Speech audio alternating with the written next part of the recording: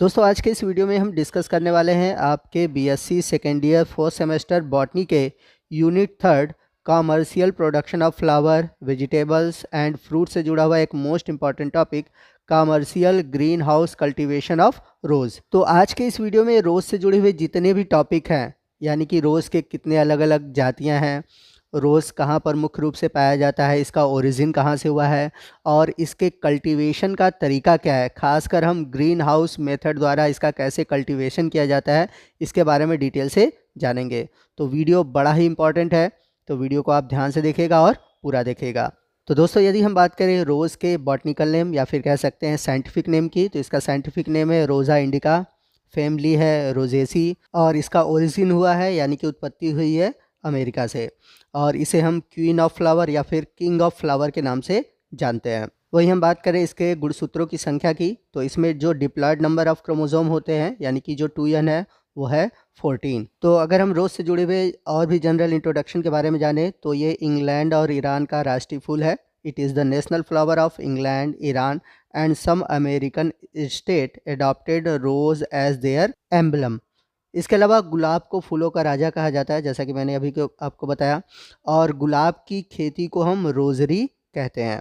तो यहाँ पर आप देख सकते हैं form of rose is known as rosary and farmer who is cultivated rose is known as rosarian, यानी कि ऐसे किसान जो कि रोज़ का कल्टीवेशन करते हैं यानी कि खेती करते हैं उन्हें हम रोजेरियन कहते हैं। Fruit of rose is known as hips and it is good source of vitamin C. गुलाब के फल को हिप्स कहते हैं और इसमें विटामिन सी की मात्रा 119 मिलीग्राम प्रति 100 ग्राम में पाई जाती है और गुलाब के फल में पाए जाने वाले बीज को हम एसेंस कहते हैं।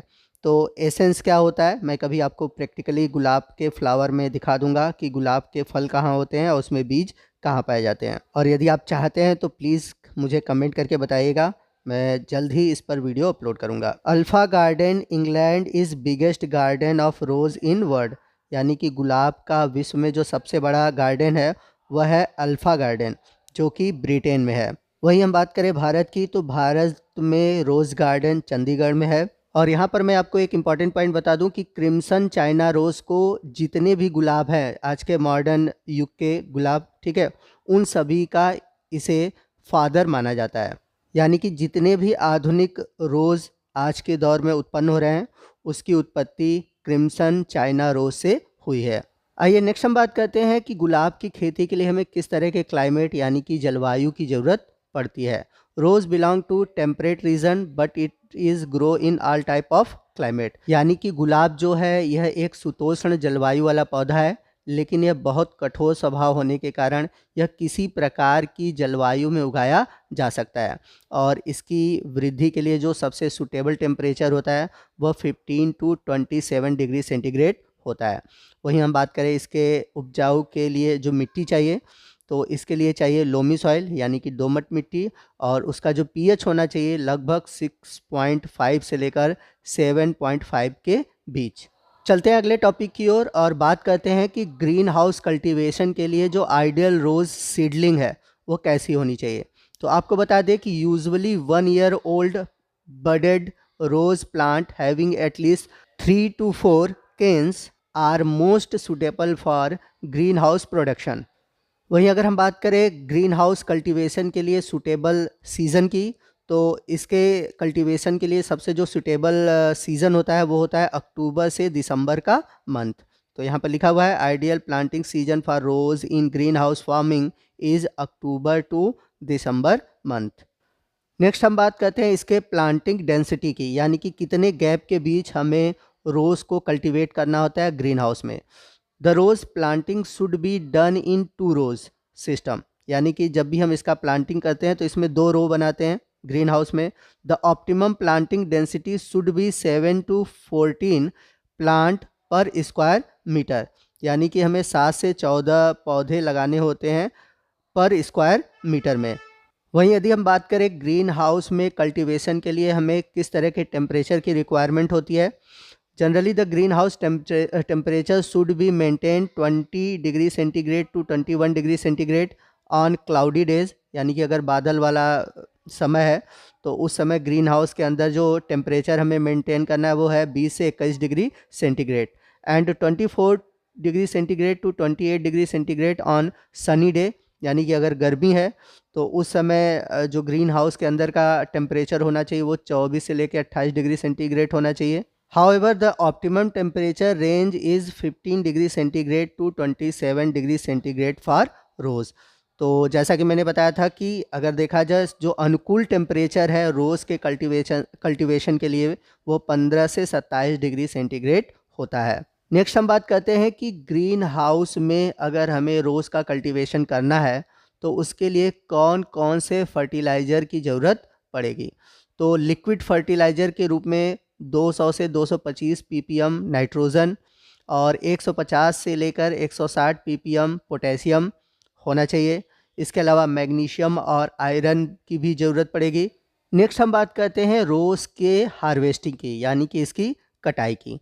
तो जब अगर हम रेड या पिंक वैरायटी के रोज़ को लेते हैं तो उसकी हार्वेस्टिंग फर्स्ट जब 2 पेटल्स स्टार्ट हो जाते हैं खुलना तभी हम इसकी हार्वेस्टिंग स्टार्ट कर देते हैं, यानी कि उसकी कटाई स्टार्ट कर देते हैं। वहीं अगर हमारे पास येलो टाइप का रोज़ है तो इसकी हार्वेस्टिंग थोड़ी जल्दी की जाती है, यानी कि इसके जो कैलिक्स हैं वो खुलने के पहले ही। और वहीं हम बात करें वाइट रोज़ की तो इसका जो हार्वेस्टिंग है थोड़ा लेट में होता है in compare to red and pink variety.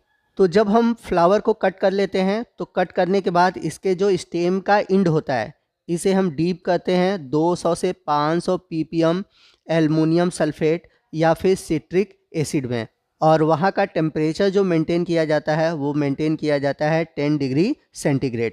इसके बाद जो प्लांट का स्टेम है इसे रिकट किया जाता है, ठीक है, और इसे प्रिजर्व करने के लिए इसे 2% सुक्रोज के सॉल्यूशन में रखा जाता है और इस तरह से रोज़ की हार्वेस्टिंग की जाती है ग्रीन हाउस में। आपको बता दें कि यदि हमें रोज़ की यील्डिंग यानी कि उत्पादन अधिक बढ़ानी है तो उसके लिए हमें स्प्रे करना होता है BAP, जिसकी हम 50 से लेके 100 ppm कंसंट्रेशन को स्प्रे करते हैं, जिससे कि रोज़ का जो यील्डिंग होता है यानी कि जो रोज़ की फसल होती है वो अधिक होती है। आइए नेक्स्ट हम बात करते हैं गुलाब की कुछ मुख्य जातियों के बारे में। सबसे पहला है रोज़ा इंडिका, इसे हम पुष्करी गुलाब भी कहते हैं और यह अजमेर में कॉमर्शियल रूप से लगाया जाता है। इसके अलावा कुछ और भी जातियां हैं, जैसे हम बात करें रोज़ा सेंटीफोलिया की, इसे कैबेज गुलाब भी कहते हैं। इसमें तेल की मात्रा लगभग 0.01% पाई जाती है। इसका तेल सबसे अच्छी गुणवत्ता का होता है। वहीं अगली वैरायटी है रोज़ा डेमेसियाना, इसमें तेल की मात्रा लगभग 0.04% होती है और गुलाब के तेल निकालने के लिए इस प्रजाति का उपयोग किया जाता है। इसे चेती गुलाब या फिर बुल्गेरियन गुलाब भी कहते हैं। इसके अलावा गुलाब की एक जाति है रोज़ा केना, इसे हम डॉग रोज़ भी कहते हैं। इसके अलावा रोज़ की एक जाति है रोज़ा गेल्सिया, जिसे हम फ्रेंच गुलाब कहते हैं और बहुत ही फेमस गुलाब है। तो यहाँ पर हमने गुलाब की कुछ जातियों के बारे में जाना। यहाँ पर आप डायग्राम में अलग अलग प्रकार के गुलाब को देख सकते हैं, ठीक है। यहाँ पर गुलाब की अलग अलग वैरायटी हैं जो कि हमारे पूरे वर्ल्ड में पाई जाती हैं। नेक्स्ट हम बात करते हैं पेस्ट मैनेजमेंट की, यानी कि हम गुलाब को कैसे पेस्ट से बचा सकते हैं, इसके लिए हमें कौन कौन से पेस्टिसाइड यूज़ करने हैं। तो इस पे जो सबसे ज़्यादा अफेक्ट डालने वाला है वो है एफिड्स, जिसका अटैक जनवरी और फरवरी के महीने में होता है और इस एफिड्स का साइंटिफिक नेम है मैक्रोसिफम रोजेई। तो इस पेस्ट से बचाने के लिए हम 0.1% मेलाथियन या फिर मेटासोर्टॉक्स 0.1 से लेकर 0.2% या फिर रोगर 0.1 से लेकर 0.2% का स्प्रे करते हैं। अगला पेस्ट है रेड स्केल, जिसका साइंटिफिक नेम है लिंडी गेफिस रोजेई और ये अगस्त और सितंबर के महीने में अफेक्ट डालता है और इसके जो एडल्ट हैं और इसके जो निम्फ है ये दोनों ही रस चूसने का काम करते हैं।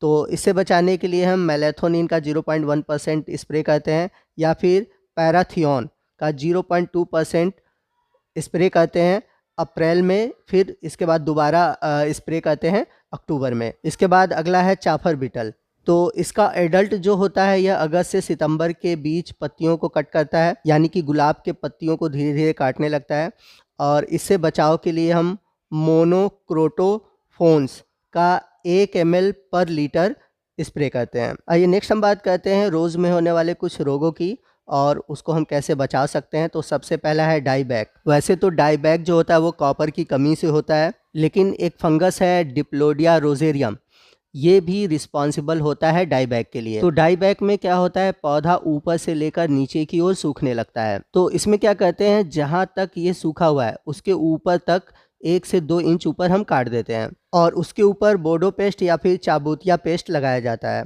तो आपने प्लांट पैथोलॉजी में चाबूतिया पेस्ट पढ़ा होगा। इसमें 4 पार्ट कॉपर कार्बोनेट होता है, 4 पार्ट रेड लेड होता है, 5 पार्ट लिंसेड ऑयल होता है। अगला रोज़ में होने वाला डिजीज़ है ब्लैक स्पॉट या फिर लीफ स्पॉट।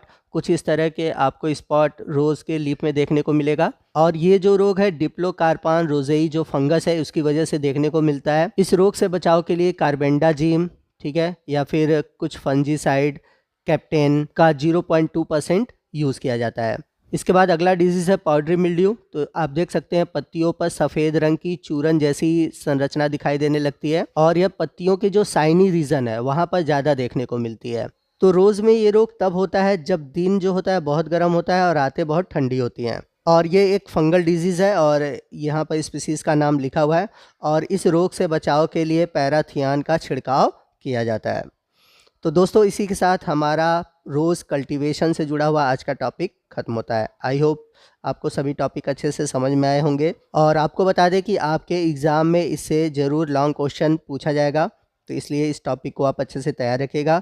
और रोज़ से जुड़े हुए जितने भी कंसेप्ट थे मैंने अपने इस वीडियो में इंक्लूड किया हुआ है। अगर कुछ बचा हुआ लगता है तो आप प्लीज़ कमेंट करके बताइएगा। आपको आज का ये वीडियो कैसा लगा कमेंट करके भी बताइएगा। वीडियो अच्छा लगा हो तो वीडियो को लाइक और शेयर करना मत भूलिएगा और कोई भी डाउट हो आप हमसे कमेंट करके पूछ सकते हैं। तो दोस्तों मिलते हैं अगले वीडियो में इसी तरह के और भी टॉपिक के साथ। तब तक के लिए जय हिंद, जय भारत।